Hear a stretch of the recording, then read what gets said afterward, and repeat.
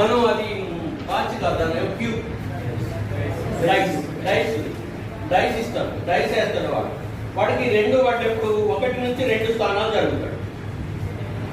తర్వాత మళ్ళీ 2 పడింది అనుకోండి, 2 స్టెప్స్ పోతాడు. 3కు 2 కలిపితే 5. 3 పడింది అనుకోండి, మళ్ళీ 3 స్టెప్స్ పోతాడు. 5కి 3 కలిపితే 8. 6 అయింది అనుకోండి, 8కి 6 స్టెప్స్ పోతాడు. 1 2 3 4 5 6. 8కి 6 కలిపితే 14.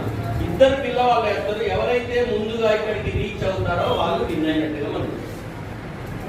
వాడికి 2 పడవచ్చు, వాడికి 6 పడవచ్చు. మనం ఆడుతుంటాం అలాంటి వాటితో, చాలా ఆటలు ఆడుతుంటాం. అట్లా ఈ పిల్లవాడు ఇక్కడికి రీచ్ అవ్వడానికి 19 రీచ్ అవ్వడానికి ఆడుతూ ఉంటాడు. ఆడుకునే క్రమంలో నేను చెప్పాను ఇందాక, జ్ఞాన నిర్మాణం అంటే పిల్లవాడికి నీకు ఇది వస్తుందని చెప్పాల్సిన పని లేదు. వాడు యాక్టివిటీ చేసేటప్పుడు వాడికి తెలియకుండానే ఆ జ్ఞానం అనేది వాడికి రావాలి. అది రావాలంటే ఇలాంటి వాటి యాక్టివిటీస్లోనే సాధ్యపడుతుంది. తర్వాత ఇటువైపు నెంబర్స్ నేర్చుకోవడానికి, ఇది కూడా జస్ట్ ఫర్ ఫన్. ఈ పిక్చర్ అనేది ఇక్కడ నుంచి స్టార్ట్ చేస్తాం.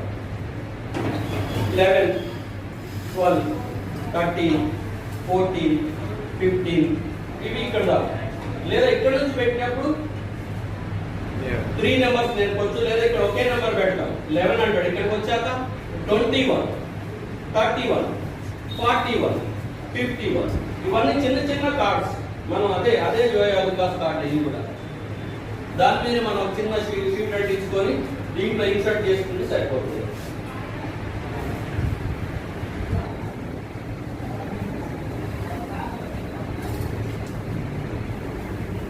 ఇవన్నీ ఇంటరాక్టివ్ లెర్నింగ్ మెటీరియల్స్ అన్నమాట. యాప్ అటు టెక్నాలజీని వాడుకుంటూ, అటు టెక్స్ట్ బుక్ని వాడుకుంటూ, ఇటు ఇలాంటి టీచింగ్ లెర్నింగ్ మెటీరియల్ వాడుకున్నప్పుడు పిల్లలు ఎక్కువ ఇంట్రెస్ట్ చూపించడం, ఎక్కువ ఇంటరాక్ట్ అవ్వడం, ఇది పర్మనెంట్ గా వాళ్ళకి జ్ఞానం అనేది మనం పర్మనెంట్ గా జరుగుతుంది అంటే ఇవాళ నేర్చుకుని రేపు మర్చిపోవటం, లేదా 2 రోజుల తర్వాత మళ్ళీ మర్చిపోవడం కాకుండా మనం స్టెప్ బై స్టెప్ బుక్ లో చెప్తాం, తర్వాత నోట్స్ లో రాపిస్తాం, టెక్స్ట్ బుక్ లో వెనకాల చేపిస్తాం, తర్వాత ఇవి చేపిస్తాం. ఇవే ఎన్ని రకాలుగా చేయించాలో